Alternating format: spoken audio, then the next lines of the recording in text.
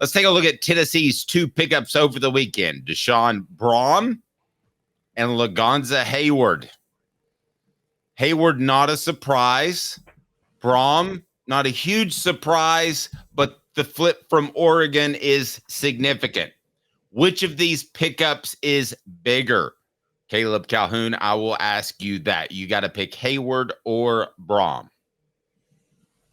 You see, this one is tough because I do think they're both significant, but I will say this for both of them. And I don't know how you feel about this, Dave, but I think there was definitely some NIL swing in these 2 recruits, these 2 commitments. I haven't said that, by the way, about the previous 2 commitments that Tennessee got out of Georgia. I think they got those just legitimately because there was no reason for them to swing the NIL money. But I do think they swung some NIL for these 2. Why? And, well, because Tennessee needs some help in the secondary, and they're not as long-term, and they're not as loaded at tight end as they are at. See, the previous 2 were edge. You say why? I think NIL is almost a factor in all recruiting. I think it wasn't as much of a factor for the edge rusher and the receivers they picked up because Tennessee doesn't need to swing NIL for edge rusher and receiver. They get Heupel discounts for those. Okay. There's no Heupel discounts for defensive backs. Okay, but let me ask you this. So you think that Tennessee offered more money than Oregon and Georgia, respectively, for Brame and Hayward? If you're saying NIL is a major reason and there's an NIL swing, I don't. I think Tennessee won these battles because of, in Hayward's instance, I think it was culture. And Brame said he'd always been a fan of Tennessee. And I don't think they re-upped and went to the NIL ATM to get these guys. And I'm surprised you think that, frankly. I do. I think that by the way, because I think that's the number one thing that players commit for now. I don't think they commit for anything. I think that's by far number one is NIL. So I'm not going to sit there and say that they're all getting a base, right? Yes, they're all getting a base. But I'm not going to sit there and say Tennessee is somehow different from every other college that's getting commitments based on NIL. So I think NIL was a factor. But again, I'm just comparing that to the previous 2 because, Dave, what I'm saying is that the edge rusher and wide receiver they got, NIL was no factor. They might have committed to Tennessee for free, those 2, with the Heupel discount. These 2, Brame and Hayward, I would say long-term Lagonza Hayward's a bigger pickup. But he's the bigger pickup because of need and ability. Heupel has shown in the past that, and I think you would agree with me on this, Dave, that tight end is a luxury in his system. Like if he has a great tight end, great. That allows him to do a lot of other things he couldn't do. But he can go without an elite tight end, and he can play 4 wide receivers. I think that Lagonza Hayward provides a lot more depth in the secondary that Tennessee desperately needs and will desperately need after this year. They're deeper now than they've ever been, but they're not proven to be consistently deep there yet. So I think Lagonza Hayward, just on need alone, is significantly bigger than Da'Saahn Brame. But I will say this, NIL, no NIL, flipping a commitment from Oregon is a pretty big deal, given what Oregon has done recently. There's a bigger deal with Hayward's recruitment. I'll tell you what that is in 15 seconds. Brought to you by Varner Ford. Cab 4x4 STX, $45,985.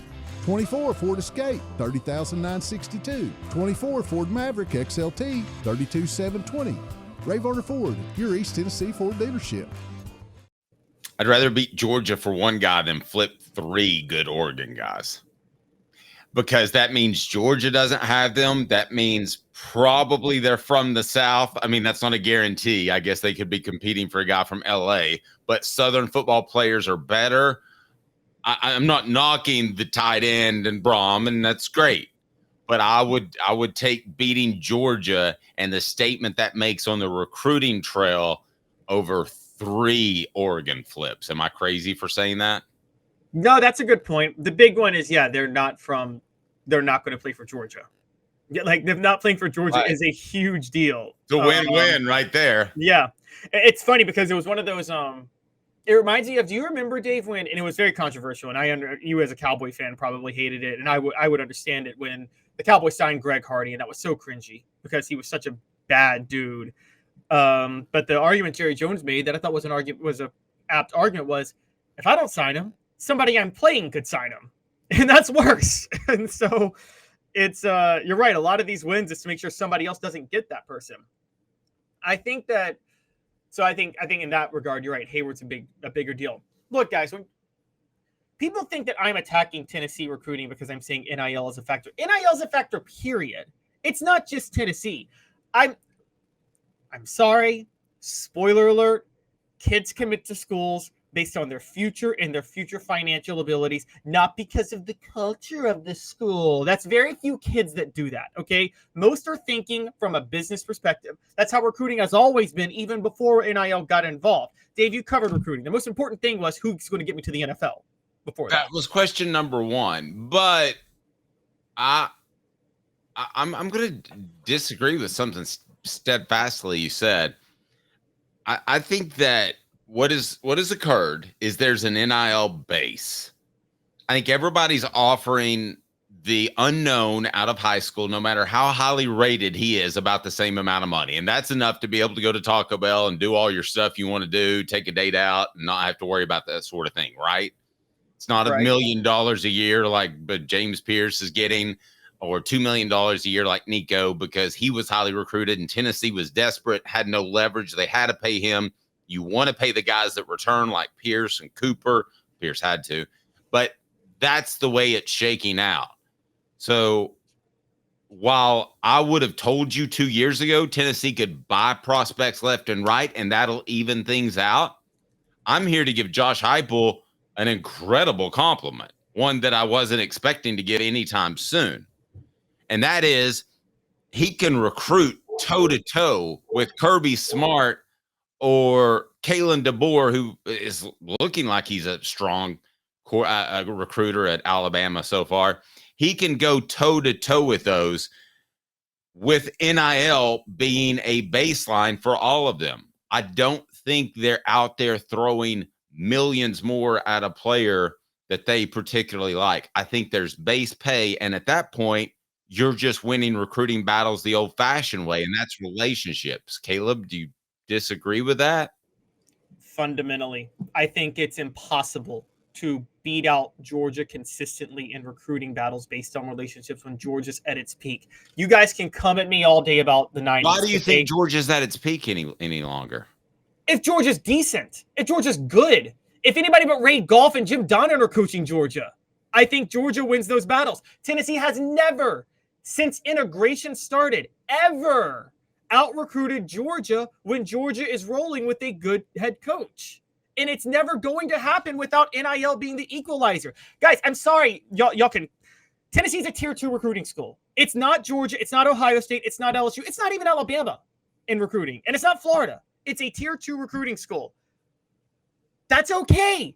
NIL's the equalizer. There's nothing wrong with that. And Tennessee is winning battles right now because of NIL. That's perfectly fine. I wouldn't complain. Take the win. But don't think that they're committing to you because they just like the culture better. Okay? I just don't believe that. I've never believed that. I don't believe kids commit for culture. I think there's some of that going on now. And I'm not saying it's more or less than NIL. I'm just saying that it's a factor. I'm saying that I believe that Tennessee and Georgia are offering about the same amount for the same prospect. Would you agree with that? I mean, there's no huge economic, unless they just liked one guy more than the other. I think there is an economic gap. I think Tennessee offers significantly more than a lot of other schools. I think Tennessee is able to offer more than a lot of other schools, including Georgia. Oh, I don't think. No, I think Georgia's, maybe they tried to get some discounts here and there, but I think they're paying within the ballpark, within 80% of what Tennessee's paying. This is my pre-NIL take, by the way. There was this idea that back in the day when coaches won recruits, they're winning recruiting battles. No, they're not, guys. It's not like one coach just recruited better than the other. There are so many other factors in play when coaches win recruiting battles. Fulmer didn't win the recruiting battles with Ray Goff. It's just nobody wanted to go play for Georgia during that time. Okay, so it was a totally different story. Nick Saban didn't win recruiting battles at LSU. He was at LSU. He woke up and got top 5 talent at LSU. He didn't win recruiting battles at Alabama. His name was Nick Saban, and kids wanted to go play for him. I think I have a common ground. I think I have a common ground for you and me. So I I want to see if this is a common ground. The one common ground we can definitely come to is Medicare Misty will take care of your Medicare needs, and there is no cost. Medicare Misty there for you and your family and the Medicare needs. Here's the common ground. 19 years this year. Well, I've been in the community since 1993. You're getting a lot of information. Unlike when you were working, they made the choice for you. Now you have to make the choice. Come to us and let us help you make it easy. Call Medicare Misty, MedicareMisty.com or 423-777-5577. Let us help them sleep at night. And we call her Medicare Misty. All right, so the common ground or the crux of the argument, please hit the like and subscribe button if you haven't yet. We need to get some more people in the program. Is this. I believe that Josh Heupel, with everything even, can go toe-to-toe with Kirby Smart and win his fair share of recruiting battles. I say fair share. I'm talking 60-40 Georgia wins the ones that they both really want on an equal footing. I think based off what I've seen the past 3 weeks, and I have been waiting to say this because I didn't want to get ahead of myself. I didn't want to use recency bias. I do believe that you're seeing what could be a group of players that rivals the incredible recruiting run that Tennessee had that was headlined by Cozy Coleman, Deion Grant, and Jamal Lewis. I think you're seeing what could potentially be that. We don't know if they're going to be that good. But to me, they're winning those battles now. And it's changed in my mind in just the past 3 weeks, and in particular the past 3 days.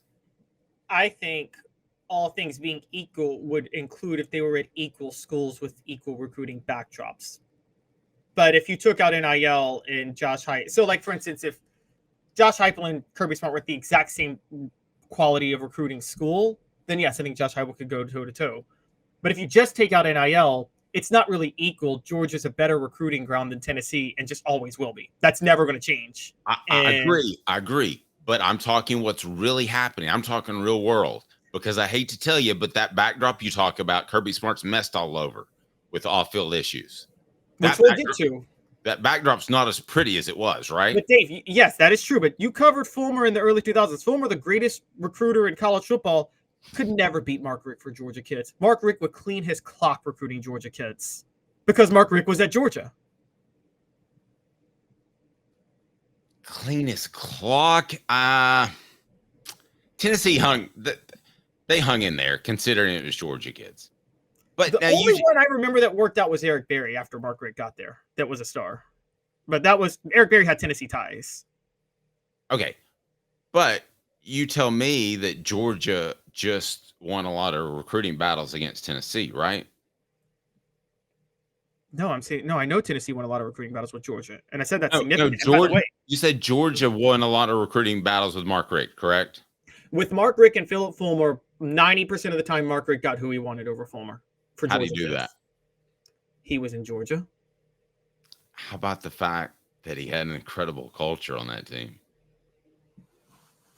He did. You have to give that some credence. I'm not saying all, but that had to land a kid or two. Listen, you have a son now. You're going to be involved in this decision making. It's not just going to be up to young Quincy to say, I like this school because they're going to win championships and the chicks are hot. I mean, you're going to have some input here, Caleb.